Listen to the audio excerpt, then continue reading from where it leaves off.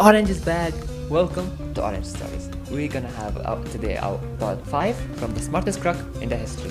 So, before we get started, you'll find all the previous parts down in the descriptions, so don't miss it out.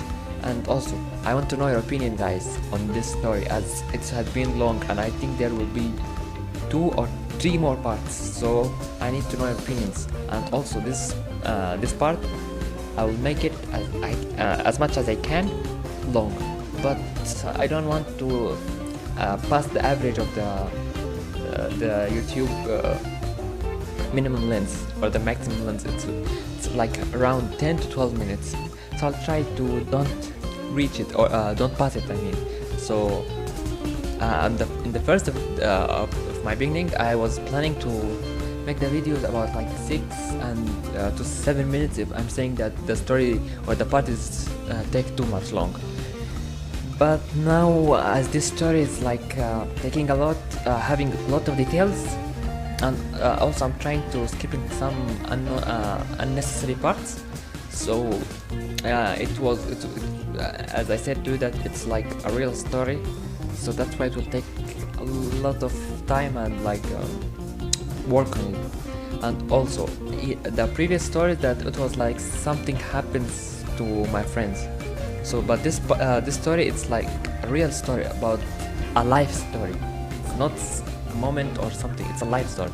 Anyway, sorry for that long intro, so let's get started. So in the last part we was stopped at like at the point that of the head deading. We will continue from that, as I was taking advantage from my position to use it. So obviously I can't fly the plane, so from that advantage or from the free heading, it was like to get a free place to live on each trip we're arriving on it. So I was like getting a free home on each trip, so it was like something cool for me, as the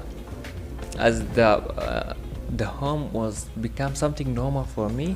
And also I was keep remaining on cashing the checks, as I was writing checks that it looked like 100% real. So I was having no doubt on it, and each fly or on each trip that we are having, I was like cashing the checks from the banks on that cities. So it was like hard or impossible to track me, as I'm always moving from place to place, so it was hard to track. Plus that, it was like also having a time to check that the checks was unreal.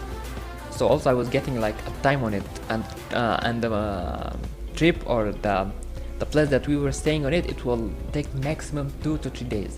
So I can cash from 4 to 5 banks, and easily I've moved from the city.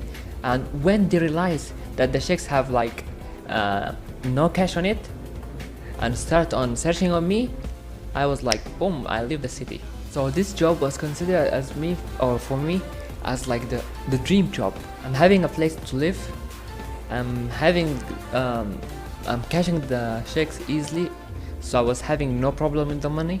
I was like enjoying my life, and also I'm visiting cities or countries that I had never visited before, or I had never left America before, so it was like a chance for me.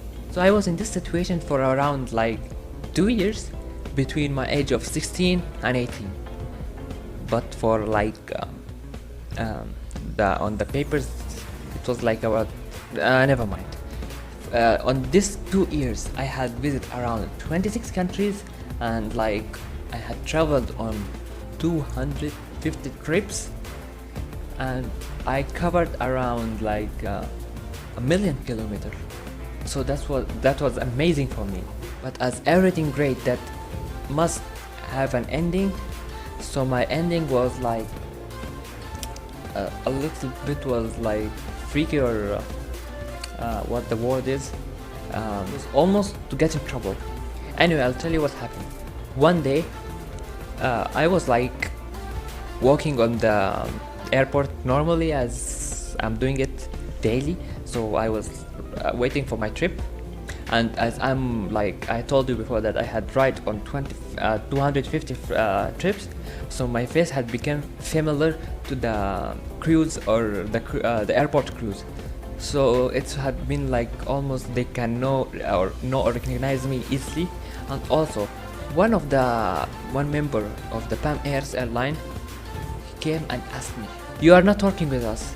So I was like, oh, but easily I covered this. I was hesitate for minutes, but everything went fine, and I have blocked him, and he was like, I almost removed that doubt from him. So from this point, I knew that if I continue with it, I will be coach, as it's been like too much, 2 years. So I decided to leave it before I got in troubles. So I had leave the job, leave it, and I had moved to Atlanta in the state of Georgia. So I had went there and I rent a home to stay quietly, and like my life was like going something normal. So I had rented a home for like a long-term contract, and to sign the contract and to get the home, there is like small routine that they are usually doing it, that I should write my job in the description. So they asked me for my job. I was like hesitated for some seconds, and I had decided to say that I'm a doctor, and my specialize is on pediatrician. I said to him that I had moved from California to Atlanta on a vacation, on a paid vacation, to complete my researches and all that stuff. So I get the home, I lived on it, and after a while, one day I heard my door knocking. I opened the door, and I had found that my neighbor that called Mr. Willis Granger on my face. I let him in and we start talking, and surprisingly he was also a doctor, and his specialize is also pediatrician. So he like was coming to me to just to say hi, and also to invite me to his hospital, or I mean the hospital that he's working on it, that's called Smithers General Hospital. I heard that I felt with a little bit confused, and also I was like hesitate, and I had replied to him with confidence, or what I did actually, it was like refused or like delay his invite until I become ready. I didn't refuse, but I had delayed it for some time, for like another day. He said okay, and for my luck, that he was not a curious person. If he was curious, he was like easily catch me as like, he's the doctor, I'm not. So he took his tea and he went. And directly, as I'm a challenge character, or like I love the challenge, I took this as a challenge to me, and I had started on working as I decided to accept his invite. What I did, it was like, so that's it, and yes, just that's it. See you in the next time. Goodbye.